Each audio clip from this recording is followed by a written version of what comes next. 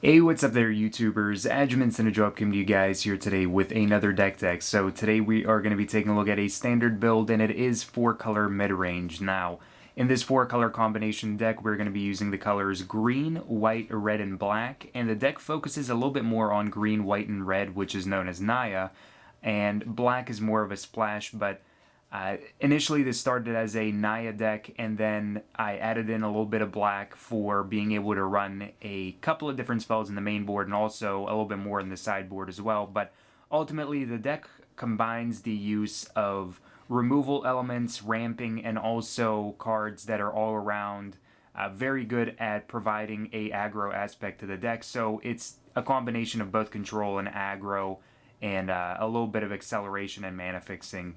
So we are going to break down this deck, but before we get to that, if you guys have any suggestions for decks that you would like to see, please leave it down in the description below, and remember to check out the playlist in the description below where I have all the previous decks that I've covered. Now, the first thing that we're looking at here is the land base of the deck. So we have 24 lands, starting out with Temple Garden. So we have a play set of Temple Garden. We also have a playset of Overgrown Tomb. And we have 2 Blood Crypts as well. So 10 Shocklands overall.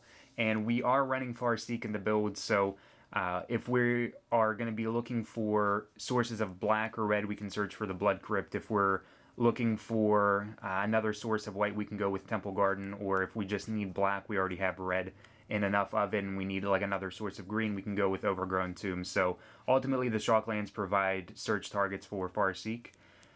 We are running 3 Sunpetal Grove, 3 Clifftop Retreat,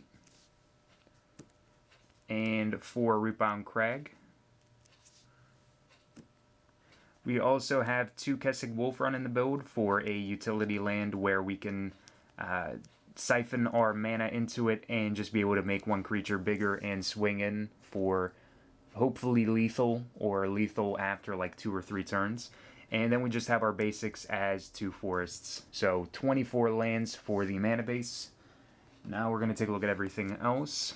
So we have 4 Avacyn's Pilgrim in the build. Provides 1 white mana upon being tapped. So it's going to let us accelerate a little bit. And also it's going to fix our mana a little bit if we need white.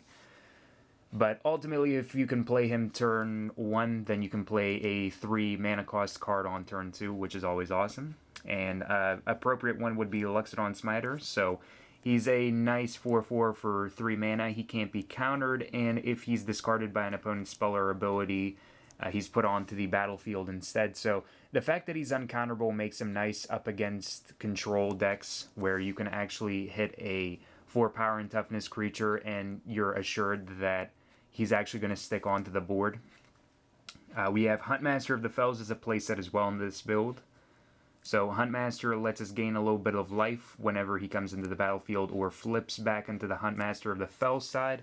And he also makes a 2/2, and then if he flips over into the Ravager of the Fells, then he shocks one of your opponent's creatures and also your opponent as well. We have Restoration Angel as a playset. So Restoration Angel is going to synergize very well with cards like Huntmaster of the Fells, Thragtusk, Thundermaw Hellkite, and also the Centaur Healer that we have in the sideboard. But ultimately, it has flash, it has flying. We can flash it in at the end of our opponent's turn, and we have a pretty able-bodied creature that's going to be able to swing in. We also have Thragtusk, like I mentioned before.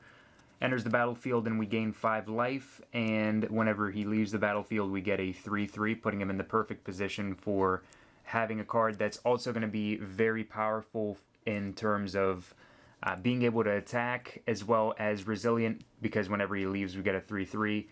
But overall, Thragtusk is just amazing and helps us bounce back from any other aggro decks from gaining all that life. We have 2 Thundermaw Hellkite in the build, and he is just a champ whenever it comes to being very aggro-ish. 5/5 for 5 flying haste, and he's going to make sure that you're going to be able to swing in over your opponent's other flying creatures. We also have 2 Garruk Primal Hunters. So with Garruk Primal Hunter, he's our 5-cost Planeswalker that's going to let us either make 3/3s or draw cards, depending on if we want to use his first or second ability. But That's basically where you want to be kind of using him, is either making 3/3s with his +1 or -3 to draw numerous cards, usually 5 cards either off of like Thragtusk or Thundermaw Hellkite, somewhere around there, but ultimately he lets you fill up your hand with more cards. We're also running 3 Bonfire of the Damned, where if we are able to miracle it, we can deal a decent amount of damage and board wipe our opponent. But if it ends up being very insignificant and if the aggro is much too fast for us to be able to depend on Bonfire, we can side it out. And especially if we're running against like zombies or something like that, we side out the Bonfire for a Pillar of Flame because that's a little bit more appropriate, where if we start our opening hand with it, the Pillar is going to be a lot more appropriate. We have 1 Rakdos' return, so it deals X amount of damage to our opponent and they have to discard X amount of cards. I'm very fond of this card, even though it's only played as a 1-of in this build. I still really like it, and it gets the job done even as a singleton in this deck.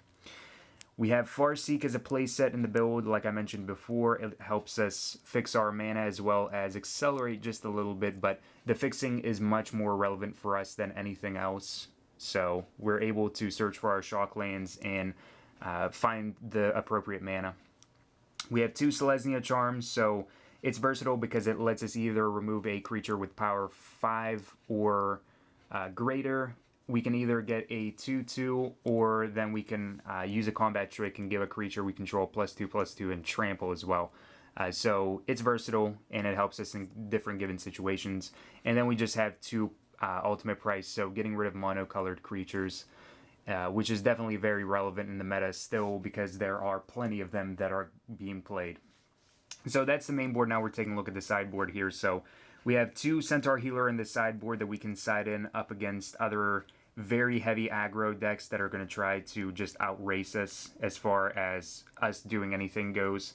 So they're going to just try and beat us out before we can even get anything going for ourselves. So 2 Centaur Healers to side in to gain back even more life on top of the Huntmaster and Thragtusk we already have.